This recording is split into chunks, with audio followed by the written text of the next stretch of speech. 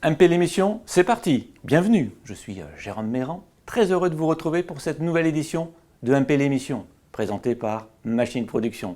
Rendez-vous ici tous les mois sur notre page Machine Production TV pour un live de news, de rencontres et d'échanges.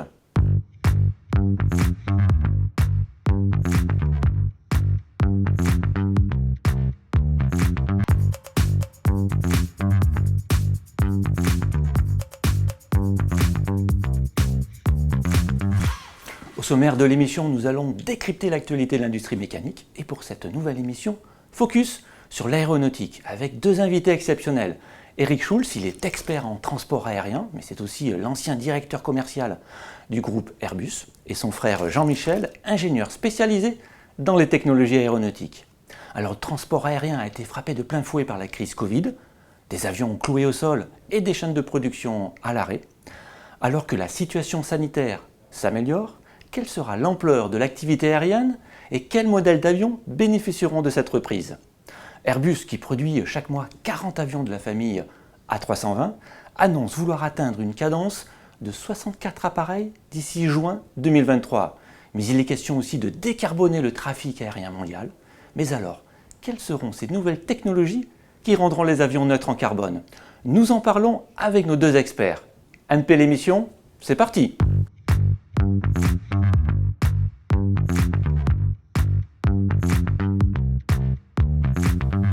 Il y a un an, 15 milliards d'euros avaient été débloqués par l'État pour soutenir la filière aéronautique. Objectif, accompagner la modernisation des chaînes de production et la conception d'une future génération d'avions plus respectueuse de l'environnement.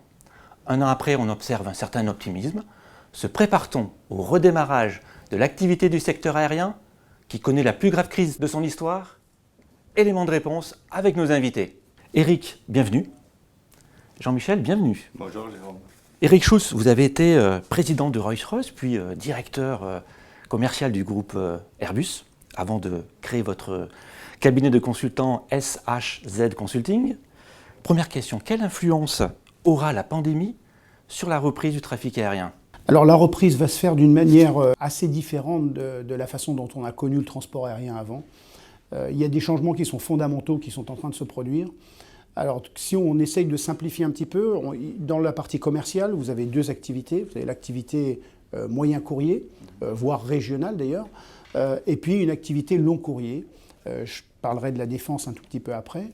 Dans la partie moyen courrier, qui notamment doit sa vitalité aux compagnies low cost, qui sont développées énormément au cours des dernières années, c'est une activité qui va en trafic point à point se rétablir relativement rapidement. Pourquoi? Parce qu'à l'intérieur d'une même zone géographique, dans les différents continents, les gens ont des conditions sanitaires qui sont relativement similaires.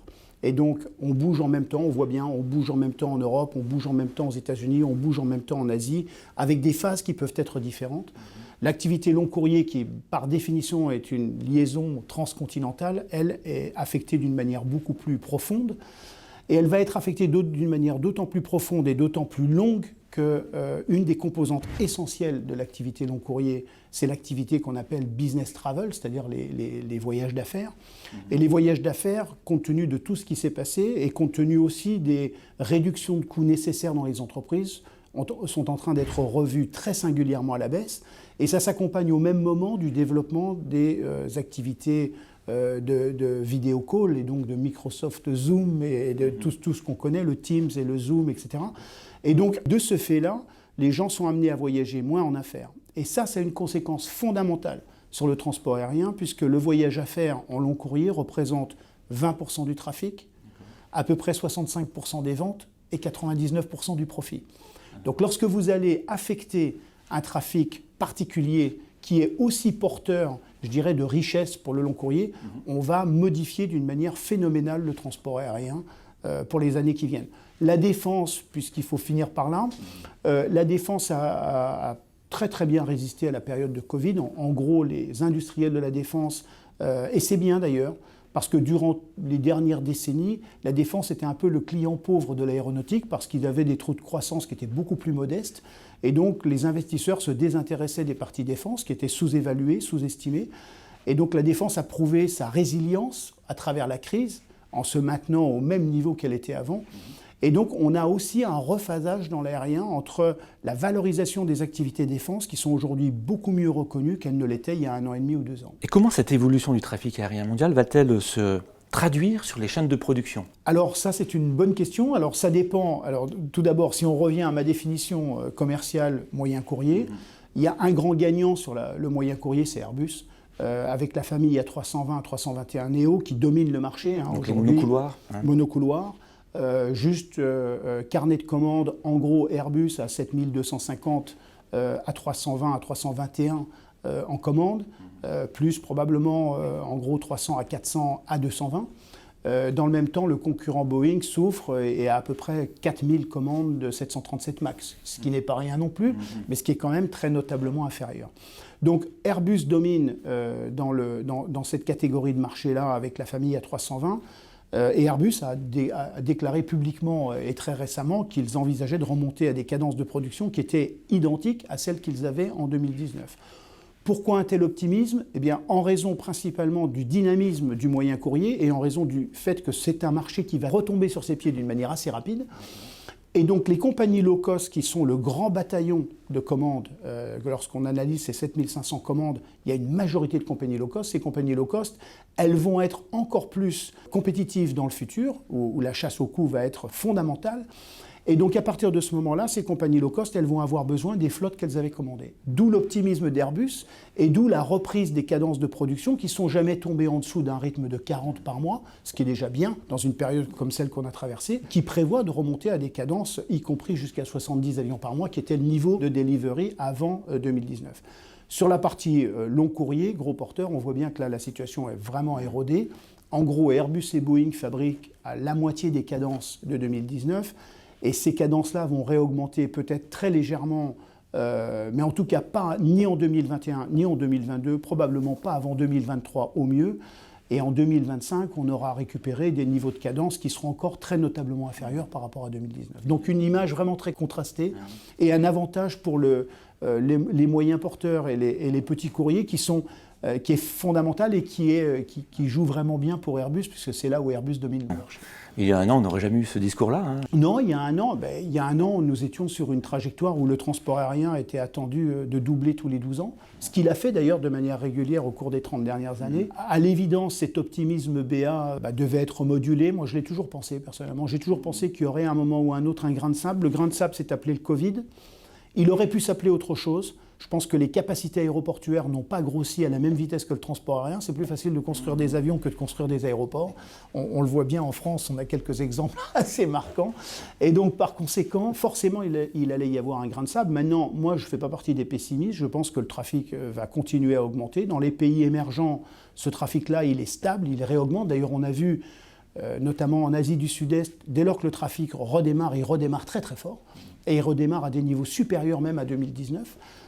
Donc moi je pense que raisonnablement, tous les sous-traitants d'Airbus de la supply chain qui nous écoutent, je pense qu'il faut être raisonnablement optimiste. On ne délivrera pas 20 000 avions dans les 12 prochaines années, ce qui a été prévu plus ou moins à un moment donné, mais si on en délivre 15 000, c'est déjà pas mal. Merci Eric. Jean-Michel, vous êtes ingénieur diplômé de l'Institut supérieur de l'aéronautique et de l'espace, SUPAERO. Votre analyse sur les conséquences sur les équipementiers et leurs sous-traitants? Alors, comme l'a dit Eric, la crise elle a été suffisamment profonde, suffisamment longue et suffisamment imprévisible pour générer tout au long de la supply chain un certain nombre de dysfonctionnements au point de désamorcer une bonne partie de cette supply chain. Donc la reprise va être longue. Si on prend l'exemple par exemple pour les matériaux composites, entre le temps de fabrication de la fibre, la transformation de la fibre par tissage ou par UD, la pré-imprégnation puis la transformation en pièces, il peut s'écouler 4 à 6 mois. Et donc, il va falloir vraiment que les donneurs d'ordre, constructeurs ou motoristes, jouent vraiment leur rôle de coordinateur avec une certaine transparence, avec une certaine bienveillance, de manière à relancer cette activité. Si on laisse l'ensemble des sous-traitants, des équipementiers, lancer leurs acheteurs pour acheter des composants, pour acheter de la matière première, certains en auront beaucoup, d'autres en auront pas. Et c'est toute la filière qui risque d'avoir un certain nombre de ruptures et puis un redémarrage laborieux. Donc je crois que les constructeurs, plus que jamais, les grands donneurs d'ordre, ont vraiment un rôle de management de la supply chain très très important dans cette phase de relance. Juste un point qui est à mon avis important de noter pour nos auditeurs qui font partie de la supply chain, c'est qu'en fait, on le voit aujourd'hui, Airbus a déjà commencé à bouger en augmentation de cadence, parce qu'on est passé d'une cadence de 40 l'année passée à 45 à partir de l'été. Et donc, ce que j'entends assez souvent dans la supply chain, c'est des gens qui disent « oui, mais nous, on ne le voit pas ». Ce qu'il faut que les gens comprennent bien, c'est que la supply chain d'un avion, c'est très complexe. Et donc, il y a des gens qui interviennent à différents niveaux. Si le produit que vous délivrez est délivré, je dirais, la semaine avant la delivery de l'avion, tant que l'augmentation de cadence n'est pas faite, vous ne la voyez pas. À l'inverse, si vous êtes de manière très anticipée, 18 mois avant la fabrication de l'avion, vous le voyez tout de suite. Donc, aux gens qui, je dirais, n'ont pas encore vu les signes de cette augmentation de cadence est certaine, elle est programmée, elle est planifiée, elle est en route. Et donc, il y a un phénomène d'amplification et un phénomène, je dirais, de vague, d'effet de vague. La supply chain a été arrêtée d'une manière relativement subite, notamment chez Boeing, où ils ont arrêté la supply chain du jour au lendemain. Donc, il y a une partie de stock qui doit être consommée. Donc, tout le monde ne verra pas le redémarrage au même moment dans la supply chain. Et ça, je crois que c'est vraiment important à comprendre. Tout dépend de l'endroit dans lequel on rentre dans la fabrication de l'avion, et c'est à ce moment-là qu'on pourra juger ou pas de l'augmentation de la supply chain. Mais tout le monde doit s'y préparer. Mais tout le monde doit s'y préparer, absolument. Sur le secteur des avions d'affaires, le développement du futur Falcon 10X de Dassault Aviation reflète-t-il une nouvelle tendance du marché pour les avions d'affaires? Alors les avions d'affaires, c'est un marché très intéressant. On s'attendait tous, il y a une quinzaine, une vingtaine d'années, à ce que le marché réellement augmente d'une manière faramineuse, avec notamment l'émergence des pays émergents. Et en final, ça ne s'est pas passé. En fait, les pays émergents, certes, ont commandé quelques avions d'affaires, mais le gros du marché des avions d'affaires, aujourd'hui, c'est les États-Unis, ça représente plus de 50% du marché mondial. C'est-à-dire que plus d'un avion d'affaires sur deux qui vole aux États-Unis. Et donc, pour Dassault, la complexité, c'est que tous les grands, je dirais, avionneurs d'affaires sont passés vers des avions de plus en plus capables. Aujourd'hui, on a des avions qui sont capables de rester en l'air quasiment aussi longtemps qu'un long courrier, c'est-à-dire des étapes de 15, 16, 17 heures. Et donc, tous les compétiteurs, Gulfstream, Bombardier, Cessna d'une certaine manière, et Dassault bien sûr, sont à cette espèce de course à la fois de ce qu'on appelle les gros volumes, c'est-à-dire la cabine devient de plus en plus grosse, permettant d'avoir un confort supplémentaire, mais aussi d'une capacité de rayon d'action bien améliorée. Et donc pour Dassault, qui faisait face à une concurrence, Dassault qui a je dirais un marché très défini, avec un marché très loyal, de clients très loyaux à l'image de Dassault. Dassault était attendu un petit peu sur ce créneau-là, ce créneau de ce qu'on appelle le L et le XL en business jet, avec des très longs rayons d'action. Et donc aujourd'hui, Dassault, je dirais, comble cet espace-là d'une manière superbe, avec un avion qui va être magnifique. Oui. Et pour la première fois, Dassault a fait appel aux motoristes Rolls-Royce. Oui, alors ça c'est aussi une première. Je suis très content d'y avoir participé en mon temps. Quand j'étais président de Rolls-Royce. Si vous voulez, Dassault, de manière traditionnelle, a travaillé pendant très très longtemps avec Pratt & Whitney.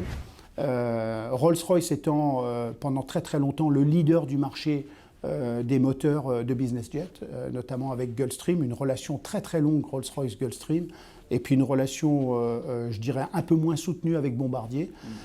Et Dassault avait envie d'essayer autre chose. Dassault a été à l'époque demandeur d'un nouveau moteur par Rolls-Royce, qui est un nouveau moteur. Le Pearl est une nouvelle famille de moteurs qui va être développée sur, bien sûr, plusieurs types de business jets, mais entre autres sur l'avion de Dassault, et c'est fantastique pour Rolls-Royce et pour Dassault de pouvoir travailler ensemble, et j'avoue que ça va être un moment particulier.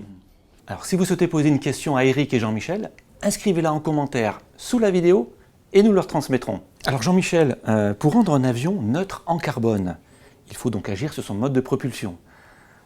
La solution passera-t-elle par l'hydrogène ?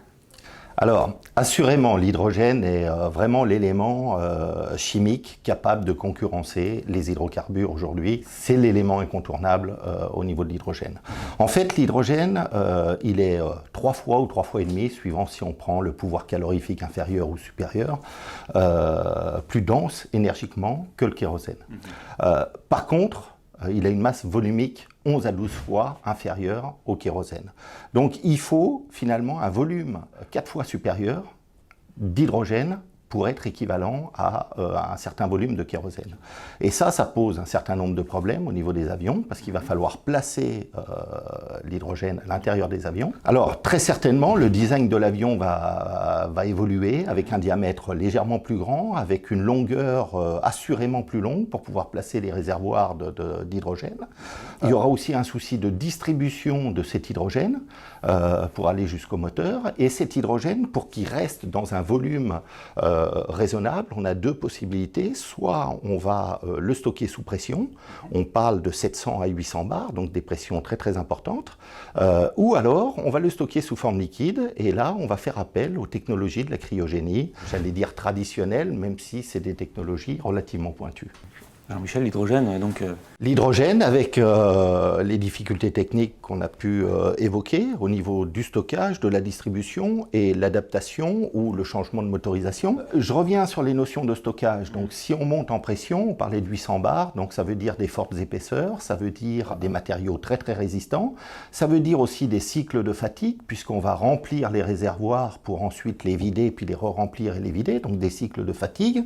Au niveau cryogénique, les dangers de la cryogénie, c'est d'avoir un volume important d'hydrogène liquide qui, s'il se réchauffe, va se gazéifier, va occuper jusqu'à 800 fois plus de volume et donc monter en pression avec les difficultés qu'on peut rencontrer. Donc des technologies de grand froid, on est en train de parler de 20 Kelvin, moins 253 degrés Celsius, dans des enveloppes très très bien isolées avec du vide entre deux enveloppes, double enveloppe un petit peu comme un thermos, assez développé. Donc ça, c'est des choses qui sont importantes. Au niveau de la distribution, on imagine aussi la difficulté, si les réservoirs sont placés à l'arrière, d'aller rejoindre une motorisation. Par exemple, sur un Airbus A320, il doit y avoir à peu près 15 mètres entre le réservoir arrière et puis les moteurs, 15-20 mètres. En cryogénie, donc, on a des dilatations, des rétractations. Par exemple, l'acier va se rétracter de 3 mm par mètre, l'aluminium d'environ 5 mm par mètre, un matériau composite de 10 mm par mètre, donc multiplié par 15 mètres, ça peut faire des variations de 75 mm.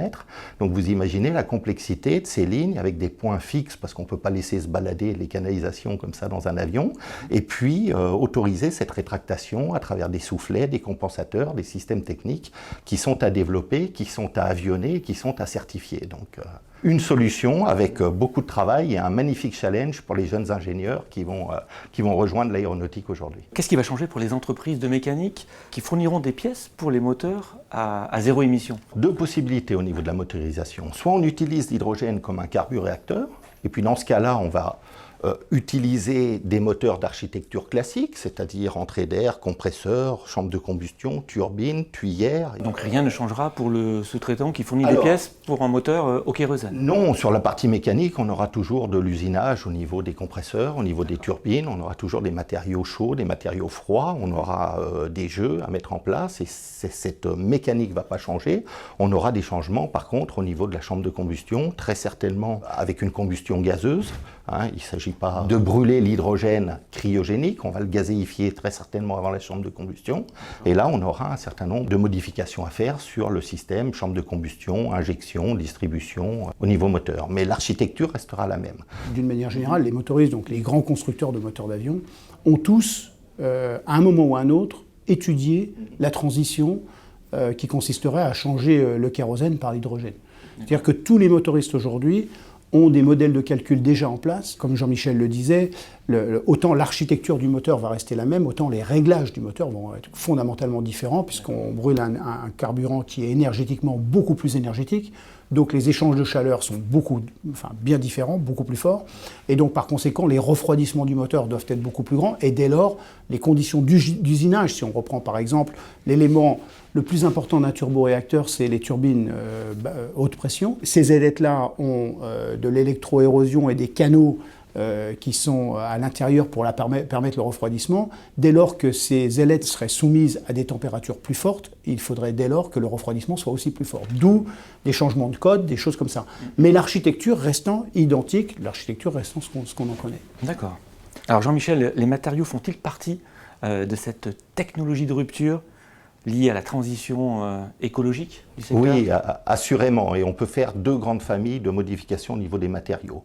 D'abord, la tendance qui consiste à alléger les avions va se poursuivre, puisque en termes d'économie de carburant, un avion moins lourd, c'est moins de portance, moins de traînée et moins de motorisation et de besoins énergétiques. Donc cette partie-là va se poursuivre avec toujours plus de composites, des composites de plus en plus performants, des aluminiums aussi qui n'ont pas dit leur dernier mot, puis qui vont continuer à se développer. Donc cette partie matériaux va continuer. Au niveau de l'hydrogène, on a un réel challenge au niveau des matériaux. D'abord, on cherche un matériau, on l'a dit tout à l'heure, que ce soit sous forme gazeuse ou que ce soit sous forme liquide avec toute la sécurité qui consiste à maintenir l'enveloppe si jamais une partie de cet hydrogène se vaporise. Il va falloir des matériaux qui sont très résistants et, comme l'a dit Eric tout à l'heure, pas lourds. Vous allez me dire, rien de nouveau, depuis qu'on commence à faire voler les avions, on cherche des matériaux qui sont résistants et pas lourds.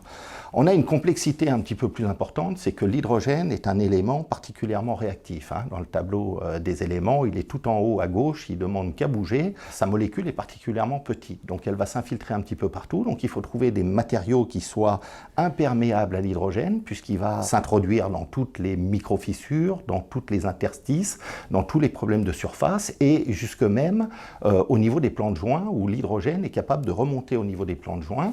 Et cet hydrogène a la particularité non seulement de vouloir s'enfuir, mais en plus de ça, comme il est très réactif, il fragilise un certain nombre de métaux, et particulièrement les métaux à forte résistance, ce qui complique encore un peu plus l'équation du choix des matériaux. Alors, contrairement à une idée reçue, on dit toujours que l'hydrogène n'a pas d'effet sur l'aluminium, c'est pas tout à fait vrai.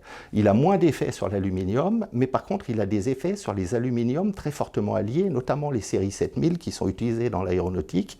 Fort heureusement, il a beaucoup moins d'effet sur les séries 6000 qui sont aussi fortement utilisées dans l'aéronautique.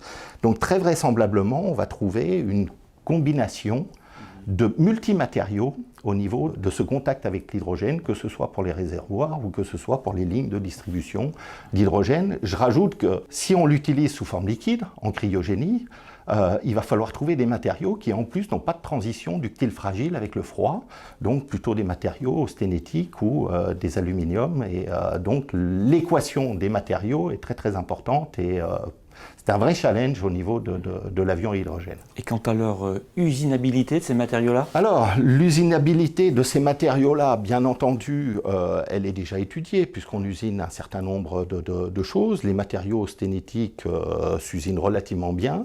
Les aluminiums aussi. Je vous ai parlé, par contre, d'étanchéité. Donc, il va de soi que tous les systèmes d'assemblage vont être modifiés et remplacés, notamment par beaucoup de soudure, que ce soit de la soudure TIG en cryogénie, parce qu'on aura des épaisseurs très fines, peut-être même de la soudure laser ou de la soudure MIG ou du malaxage sur les épaisseurs un peu plus importantes dans le cas de solutions hydrogène gazeuse. D'accord. Alors je vous pose une question à tous les deux. La fabrication additive est-elle une technologie de rupture qui pourrait aussi intégrer cet avion du futur? La fabrication additive présente un certain nombre d'avantages. Le premier, c'est qu'on va mettre de la matière uniquement là où on en a besoin. Et donc ça, c'est vraiment, en termes de masse, quelque chose de très intéressant pour les avions. Elle a un deuxième avantage, c'est que quand on parle d'usinage, on parle d'enlèvement de matière. Donc on vient enlever de la matière qu'on a payée, et puis on a beaucoup d'usinage pour réussir à enlever cette matière. Et donc ça, en termes de coût, c'est pas forcément quelque chose qui est toujours très très intéressant. Et puis, troisième avantage, c'est qu'on va pouvoir faire évoluer les pièces, et notamment au niveau du service après-vente, au niveau d'un certain nombre de choses, pouvoir faire des pièces à la demande de manière beaucoup plus intéressante. Donc, quand on a dit ça, on a réellement une envie d'aller vers la fabrication additive. Cette fabrication, elle était sous forme de prototypage pour les bureaux d'études jusqu'à présent. Aujourd'hui, on sait faire avec du SLS des pièces en métal avec des caractéristiques particulièrement intéressantes. Il va falloir les qualifier, il va falloir assurer la reproductibilité de ces modèles-là, mais assurément, oui, cette technologie-là va se développer dans les avions du futur. Et Eric, votre avis? Alors, oui, bien sûr. Je dirais d'ailleurs que la fête a déjà commencé, puisque les technologies additives sont présentes aujourd'hui. Je crois que la grande difficulté pour l'industrie aéronautique, elle n'est pas tant dans l'utilisation des matériaux additifs, elle est plus dans le design pour des matériaux additifs. C'est-à-dire qu'en fait, aujourd'hui, on a encore tendance à faire de l'additif avec des moyens, avec un design qui est fait pour des moyens traditionnels. Donc aujourd'hui, quelque part, on ne tire pas la valeur ajoutée de l'additif parce qu'on est encore en train de faire du design avec des modes opérationnels d'avant et on essaye de supplanter l'additif à l'endroit où on peut le faire. Moi, je crois beaucoup dans l'additif, mais je crois aussi beaucoup dans quelque chose qui est une complexité pour l'aviation, parce que le cadre réglementaire est présent, il est absolument présent partout. Et donc, on n'a pas le même recul aujourd'hui sur l'utilisation de ces pièces, sur le vieillissement de ces pièces-là. On n'a pas le même recul aujourd'hui parce que ces pièces ont encore été avec un design qui correspond à des pièces métalliques ou à des pièces mécaniques normales, je dirais. Ce qui va être intéressant, c'est au fur et à mesure que l'additif va commencer à rentrer dans la vie des avions, et on a déjà commencé ça, on va voir de plus en plus un design qui va être un design typiquement fait pour des matériaux additifs, et c'est là où on va pouvoir capturer cette valeur. Mais avant ça, il va falloir avoir la conviction que le vieillissement de ces pièces-là est identique, voire meilleur, puisqu'en aéronautique, on essaye toujours d'améliorer, voire meilleur que des pièces traditionnelles. Ce sera donc le mot de la fin. Éric, Jean-Michel, j'étais ravi de vous recevoir, mais restez encore avec nous car on adore les bonnes nouvelles, surtout quand elles proviennent de notre belle industrie de la mécanique. C'est l'heure de notre rubrique MPL News.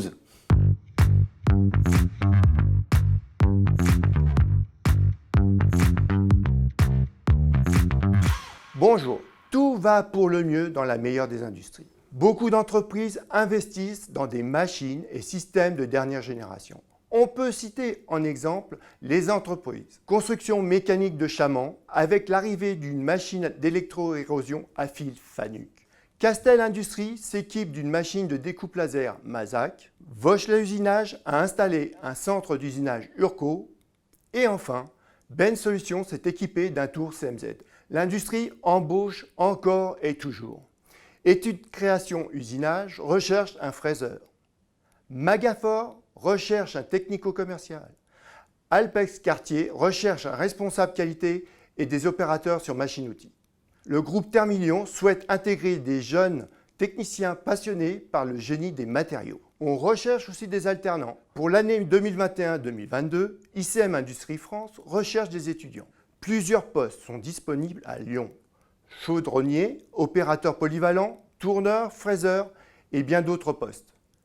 Moule et outillage de l'Ouest recherche un alternant BTS pour la rentrée de septembre pour un futur poste d'érodeur, outilleur, mouliste. Airbus livre le 100e A400M, avion de transport militaire multifonction à l'armée de l'air espagnole. Une très bonne nouvelle, Airbus demande à ses fournisseurs de prévoir une hausse de la production de 18% en 2022. Lucas, Pierre et Baptiste, 3 apprentis en bac pro technicien en chaudronnerie industrielle, ont réalisé une reproduction du vaisseau X-Wing d'une saga bien connue. Ils ont présenté ces étapes de fabrication sur la chaîne Vive ma vie industrielle. Beaucoup de recherche d'emploi, beaucoup de demandes d'alternance pour les jeunes, beaucoup d'investissements dans les ateliers. Nos entreprises se renouvellent pour produire plus. Que de bonnes nouvelles. Retrouvez toutes ces informations et plus sur notre site machineproduction.fr. Que la meilleure des industries soit avec vous.